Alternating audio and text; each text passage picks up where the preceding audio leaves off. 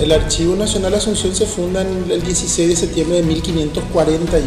Con la creación del Cabildo se forma la ciudad de Asunción. Como el Cabildo va a ser el generador de documentos, es, la institución que al mismo tiempo da vida al Archivo Nacional. O sea, los criterios que se tienen para un archivo es que tiene que existir una institución que va a generar la documentación, ¿no? Y el Archivo Nacional, entonces, a través de una investigación que hizo la doctora Margarita Durán y publicó el libro sobre la historia del Archivo Nacional, determina que la fundación o la fecha de fundación del archivo es el 16 de septiembre de 1541, que coincide con la fecha de la creación del Cabildo. Esa sería nuestra fecha oficial de apertura.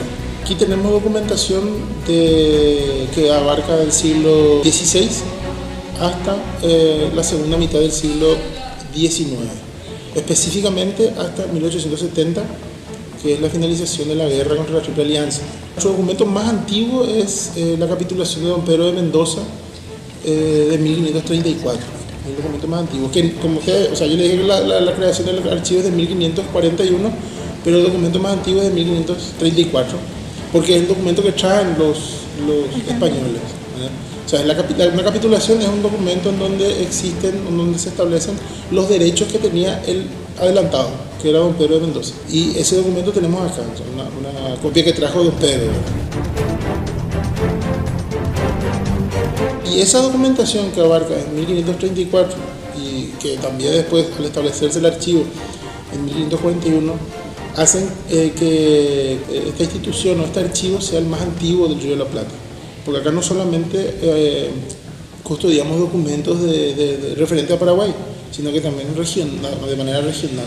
O sea, tenemos documentos que interesan a lo que hoy es Argentina, Uruguay, Brasil, ¿verdad? Como Asunción en un momento fue centro de la conquista, hay documentación que, interesa todo ese territorio y por ende entonces nos convertimos en el archivo más antiguo de la región, del Río de la Plata. Aproximadamente tenemos 2 millones de expedientes. En metros lineales estaríamos cerca de 1 kilómetro de documentos. Tenemos documentación referente a educación, ¿verdad? Porque esta institución pertenecía anteriormente al Ministerio de Educación y Cultura, o sea, dependía del Ministerio de Educación y Cultura, y luego tras la creación de la Secretaría Nacional de Cultura pasamos a depender de la Secretaría, pero en ese lapso, en el lapso que dependíamos de ese ministerio, se remitieron acá documentos administrativos de lo que era antes el Ministerio de Justicia, Culto e Instrucción Pública, que se crea en 1870, ¿verdad? Y tenemos esa documentación hasta 1945, o sea, de la Administración de Educación, de la Administración, por ejemplo, de los penales. Lo que hoy tenemos el Ministerio de Justicia y Trabajo, que era antes, después se dividió el Ministerio de Justicia y se creó el Ministerio del Trabajo. Y está el Ministerio de Educación, ¿verdad? Anteriormente, o sea, con la primera constitución de 1870 se crean los ministerios. Ya existía el ministerio anteriormente en la época independiente, la primera época independiente, ¿verdad? Pero con esta nueva constitución se crea, por ejemplo, el Ministerio de Justicia, Culto e Instrucción Pública, que abarcaba todo eso que hoy son 3 ministerios. Y esa documentación también tenemos acá, o sea, que abarca desde 1870 hasta 1945 aproximadamente, que son documentos administrativos. En líneas generales, lo que nosotros tenemos acá, los documentos que tenemos acá son de tipo político-administrativo. Por ejemplo, podemos encontrar en esa documentación las solicitudes para adquisición de insumos para las escuelas y colegios, el pago de salario de docentes. También tenemos, por ejemplo, solicitudes de traslado. También una parte muy importante de esa sección, de la sección de educación, por ejemplo, sería cuál era la administración de las escuelas y colegios en el momento de la guerra del Chaco, por ejemplo. A veces encontramos documentos donde dice que se cierra una institución educativa porque todos los profesores fueron al frente de batalla, al frente de guerra. ¿Y cómo dividimos este archivo? El archivo se divide en secciones. Esa división en secciones no tiene un criterio archivístico, establecido, sino que se divide en secciones por una cuestión de una organización arbitraria que no cumple con ciertas normas archivísticas.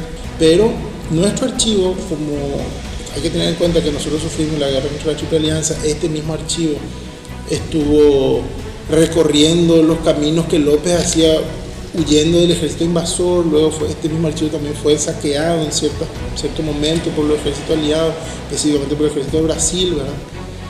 En su reorganización, una vez finalizada la guerra, se establecen algunos criterios muy, digamos, subjetivos, ¿verdad? Por ejemplo, se crea una sección ya en el siglo XX, se crea una sección que se llama Historia. En esa sección se acumularon todos los documentos que para los organizadores eran de importancia histórica.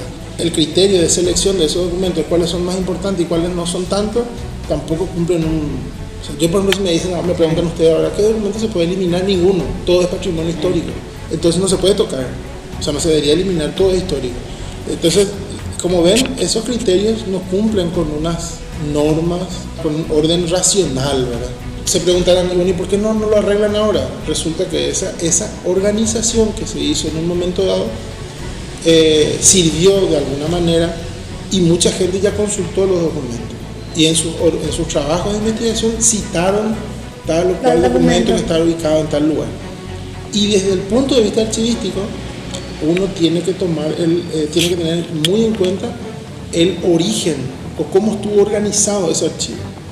Entonces nosotros ahora lo que hacemos es utilizar criterios archivísticos, como por ejemplo una descripción en base a normas internacionales como la ISAT-G, y la organización se haría de forma virtual, no física.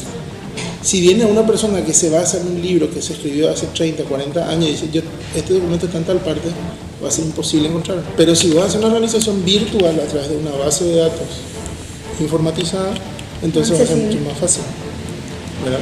Entonces tenemos secciones como la sección historia, que le expliqué, que acumula todos los documentos más importantes para la historia paraguaya y la historia regional también, porque está esa parte de la historia que llamamos la historia colonial.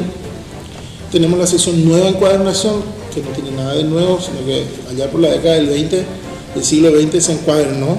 Y de vuelta, ¿qué van a encontrar en nueva encuadernación?